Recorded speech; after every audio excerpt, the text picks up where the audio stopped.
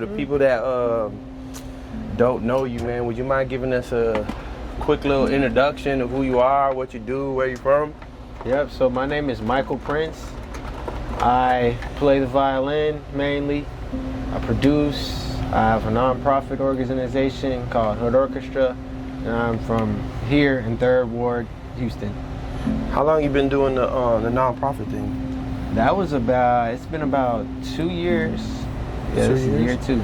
What made you want to do that? Just seeing how there's like a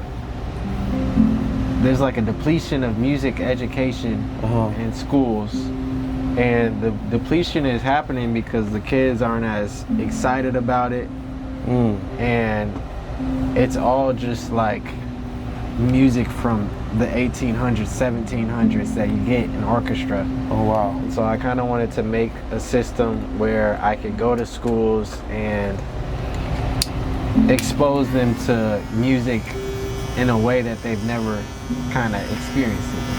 How did you get, I'm gonna be honest, I never heard no music that old. Unless I have and I didn't know it was from that, but how did you get into that? Just in 1st grade, that's when I started the violin. All of our music was just, old. For the violin, you're basically just playing Beethoven, Mozart, all the concertos that people wrote a long time ago. In your opinion, do you think older music is better? Because I do music myself, and when I was a teenager, I get all the critique from like older people, people that would call unk and all that. They're like, that ain't no real music. Like, do you feel that music is lost, like its quality nowadays, or is it all the same? It hasn't. It's just the music that is good isn't the music that is pushed, because music is more of like a business nowadays, and what's gonna sell and what's gonna reach the target audience, or what's gonna get people the most turned or lit or whatever. It's not really about like the musical composition components anymore. Do you think it's possible to be in a pocket where you make music that's good and that it also sells, or does all the music have to be this cookie cutter?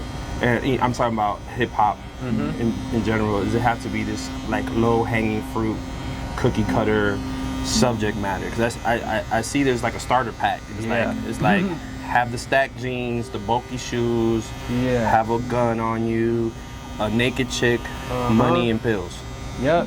You can break. I feel like you just have to break through and find the audience that wants that authentic music, but it's like once it does sell, it sells. Like that's the hardest part, is just getting the foot in the door. But once it's like genuine good music, once you have those fans that appreciate it, then it's like you take off. Do you feel like when I was watching this beef between Drake and Kendrick, it was like this weird social experiment while I was on Twitter. It felt like the world was divided. And it's like, I love Drake because he could deliver. To me, Drake is a multi-talented person, and so music for me coming from him seems more like a script than him just being a rapper. You know what I'm saying? And I don't care what anybody says. You could write raps for anybody. Not anybody could deliver. You know what I'm saying? So he's ill at that. But it was almost like a substance versus popularity. And it was like, when you listen to something, at first, I thought Drake was winning because he was checking the boxes of like cool, from like the beat to like his flows, the little jokes and and then with Kendrick, it was almost like reading the Bible. Like you go read the Bible a million times, and a million times you see something new that you overlooked. You know what I'm saying? And then you see this shift in people. I don't know if it's like God or people are just fed up with shallowness, but then you start seeing like how people are appreciating substance more rather than the whole grandiose cockiness? Like, do you see a shift happening? I know you're a little bit more tapped into the industry, or is this still like lopsided with toxicity? I think if anything, it's getting worse. And it's getting worse. Yeah, cause for like a lot of people with the whole like not like us stuff, it's like a lot of people, especially with the Super Bowl, they weren't able to get past the beef aspect of it. They just thought, oh, this is all beef and it's not like deeper and there's no deeper meaning. It's just Kendrick versus Drake versus what Kendrick is actually trying to say or what Drake is actually trying to say. And it's like just the media itself, they turned it more into a beef versus like, okay, let's break down the cultural stuff. And like, I only saw the black platforms, like, I don't know, Shade Room. I don't know if they broke it down, but there were a couple like black accounts that just sat and broke down every symbolic aspect of the Super Bowl, all that. But it's like, most of the stuff that people are watching are just, oh, Kendrick called Drake a pedophile. Yeah. Like, yeah. Well, let me ask you this, because that's interesting, bro. Let's say you go up into McDonald's and you say, do you guys know the facts about this stuff? This is made out of this, and this causes cancer, and this, and that. Is it McDonald's job to keep us healthy? Nah, they just make money. Exactly. So I feel like with the media, and let me preface this by saying I've been doing music for a while, and the only reason I feel like I'm not on, even though I had lots of opportunities, is because I won't budge when it comes to like the weird stuff. You know what I'm saying? And I have stories for days, including Diddy, and I'm just like, I have authority issues, and so there was no way I could sign to somebody and you own my stuff, and I got to do what you tell me to do. It's not happening. That's why I couldn't join gangs. That's why I could never get arrested.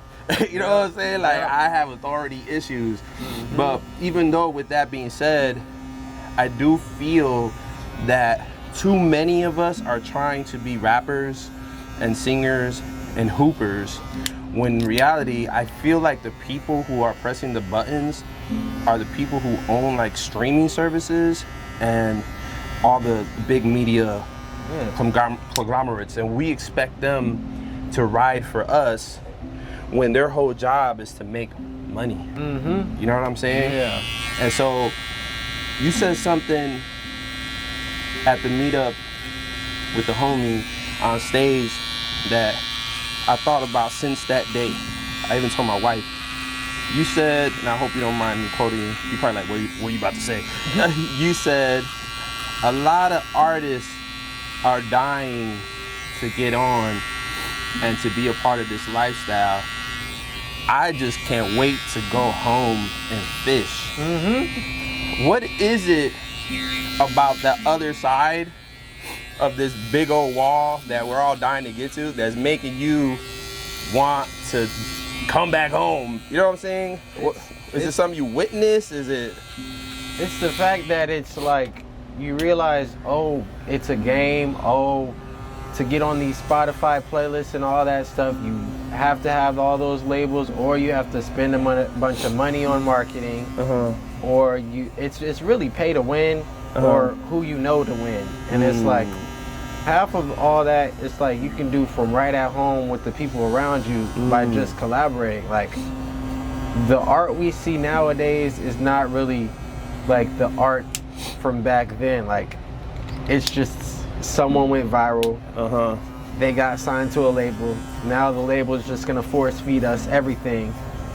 It's like, I was doing, you know, I got a bunch of attention from my distributor when my song Finesse went viral and stuff.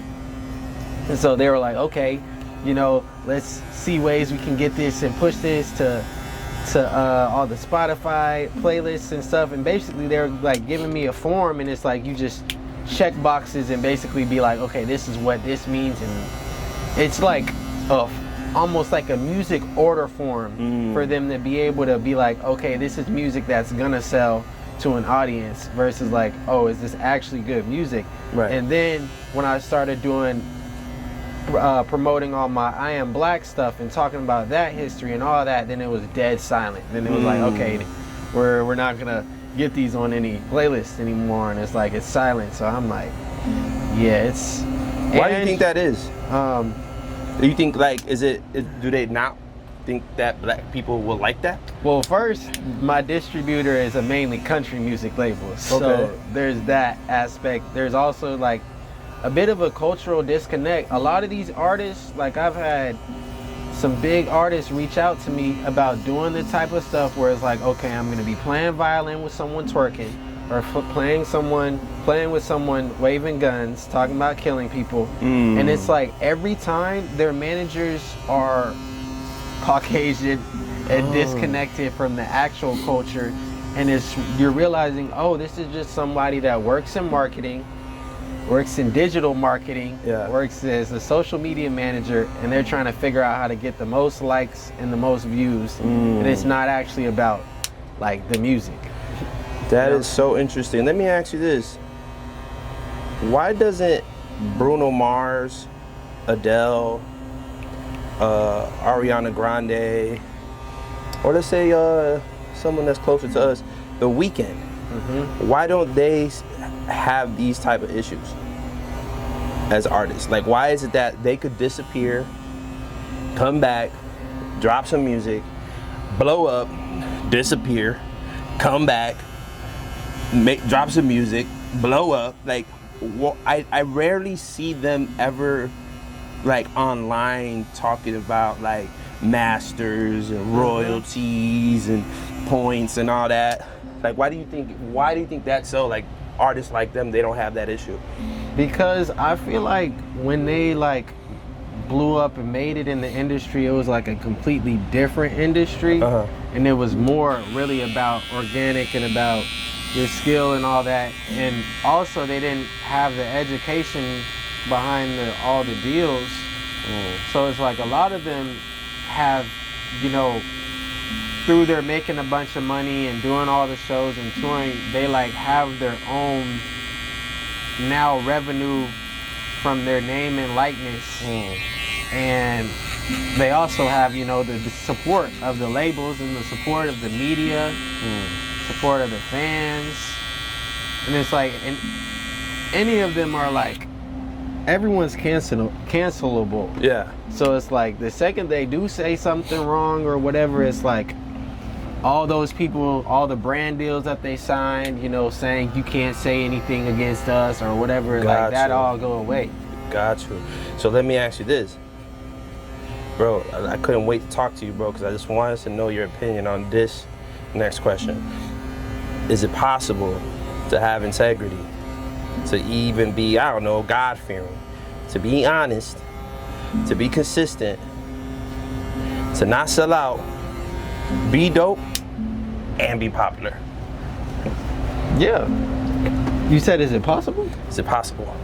How many artists could you say right now check those boxes, in your opinion?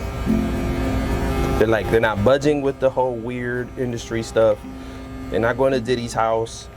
They're not too like backpacky or too religious, and make music that the everyday person is like, yo, this is hard. I'd say La Russell is the best example of that. He honestly, I doesn't agree. care. We just make music that we love.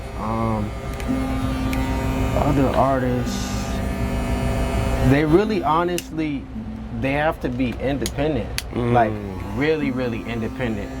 A lot of artists are independent, but they still like have deals and stuff that they're signed to, and they have to do stuff to make the money back that they got up front.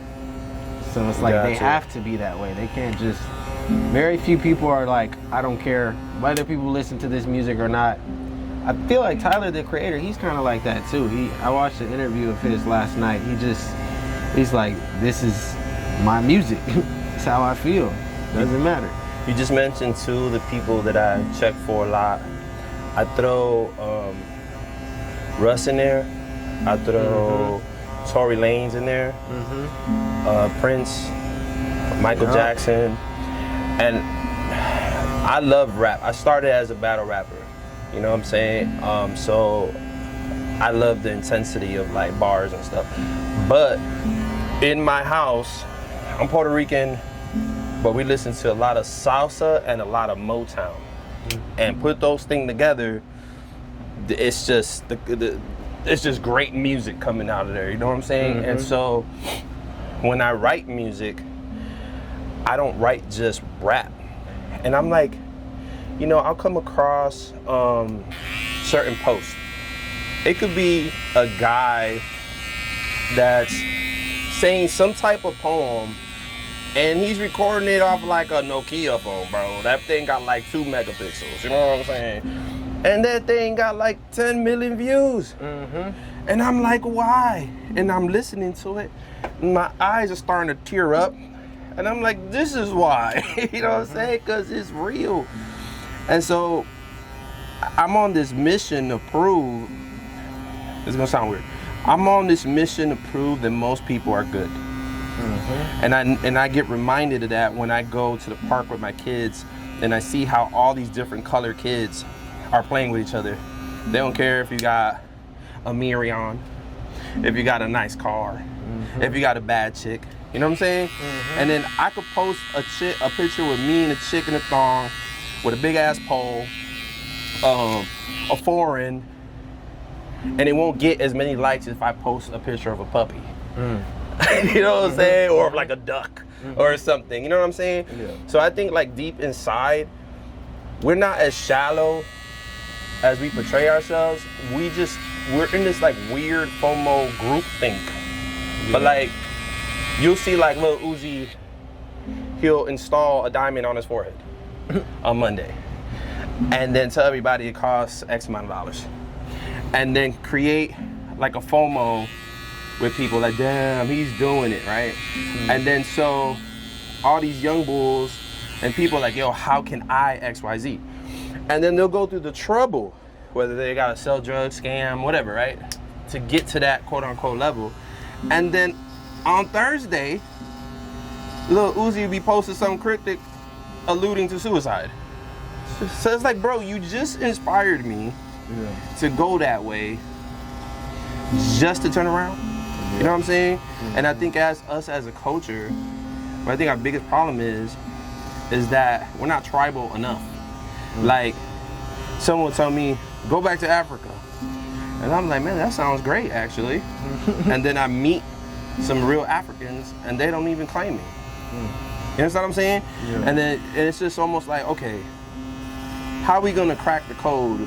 Because why is it that a painter could go get a blank canvas, bring it home,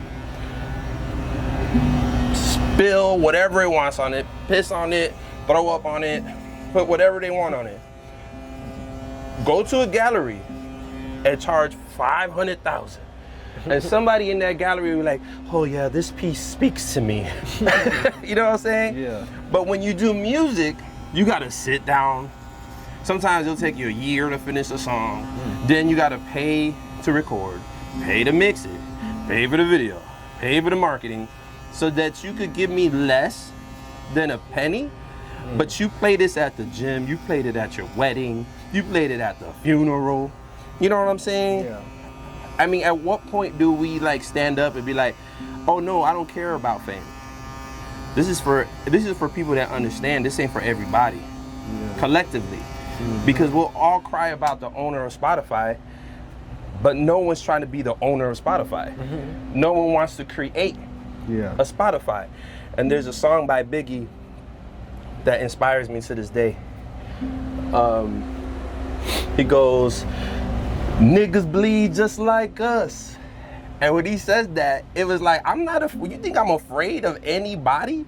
Like, these dudes could get it too. So when I'm watching the Facebook movie and I'm watching the Spotify movie, I'm like, no disrespect, but these dudes were nerds. They were regular. You know what I'm saying? Yep. So while the kids were too busy trying to be cool, the nerds were devising a plan to run everything. And as an artist, it's kind of disheartening because, you know, the Bible says, thou shalt not covet. And I never knew what coveting means. I never knew what it meant until recently. And then I found out, like, bro, you know that's impossible, right? And that's just a figure of speech. It is possible. But when you have Instagram and everybody's living a better life, low key, and they're really not, it's going to be very difficult for you to consider yourself successful. You know, and so my question for you as an artist, what is success? What is your end goal for you?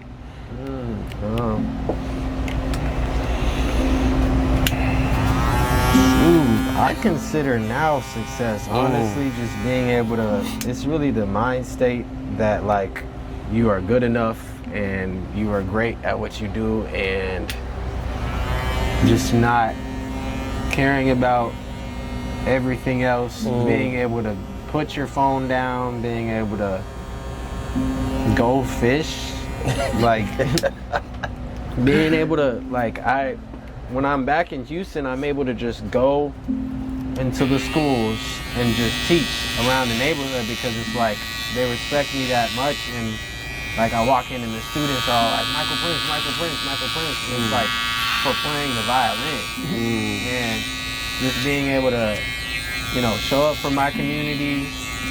It's like I'm just making a small appearance at the performance on a Sunday in the community music center, but it's like they put my name on the thing. They're like, yeah, this is Michael Prince is performing, like doing all these radio interviews and stuff. How does that feel? It feels crazy, honestly, because it's like I was never in all of this for the fame. Like even my Instagram, I would just post a post. I've been content creating. I've been making videos since like I was 5 and recording music and all that. So it's like it really was like a really natural progression. I didn't even want to be like a musician full time. I wanted to be an engineer until I got like right to senior year and figured out how hard calculus was. And I was just like, I've been playing the violin, let me just stick with this and figure out how to teach and stuff. But it's like, how old are you? 23. Oh, you raised by both parents? They the ones that put you on the music? Yep. And I see that a lot of people I know that are young like you and like are there mentally have parents. My parents passed before high school. You know what I'm saying? So my thing was a lot of trial and error outside. But I do realize, like, man, a lot of people that got a good head on their shoulders, they got both parents, man. And I feel like that lack of a strong foundation is where the lack of confidence comes from. Because sometimes I'll have homies when I was younger, they were doing some stuff that was just dumb. And I knew it was dumb. But I do it because I'm gonna not do it. Like, I'm gonna be, you know what I'm saying, by myself. And then now that I have kids, I see how difficult it is for a young person to stand on something and them not having mentors. You know what I'm saying? And so if you don't mind, man, I got one artist question for you.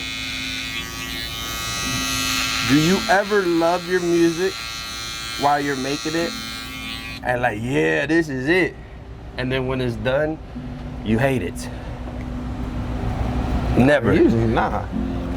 That's the thing. I don't really overthink the music. I just drop it. It might take 5 minutes. It might take 5 days. It might take a year, but I just drop it. And in regards to like numbers, do you ever feel discouraged when you post and it gets no motion? Nah, because I post like 5 times a day. So sheesh. I'm like, it's gonna add up. And it's like, I've realized, like, I've got past the hump of like, why is all this content that I'm spending all this time on not doing well, and this content that's the least is doing well? And I realized, like, it's just an algorithm, and it's whatever people want to like. So you're saying artists shouldn't get discouraged when they post and they got one like. Yeah, it's not real. It's a matrix. It's a computer. That's what's deciding. It's not anything else. It's like, does this retain the audience's attention for the first 3 seconds? And if not, we're not showing it to anybody else. So it's like, they can't get past that first 3 seconds, which is a lot of people because they're just scrolling, and it's like, it's pointless.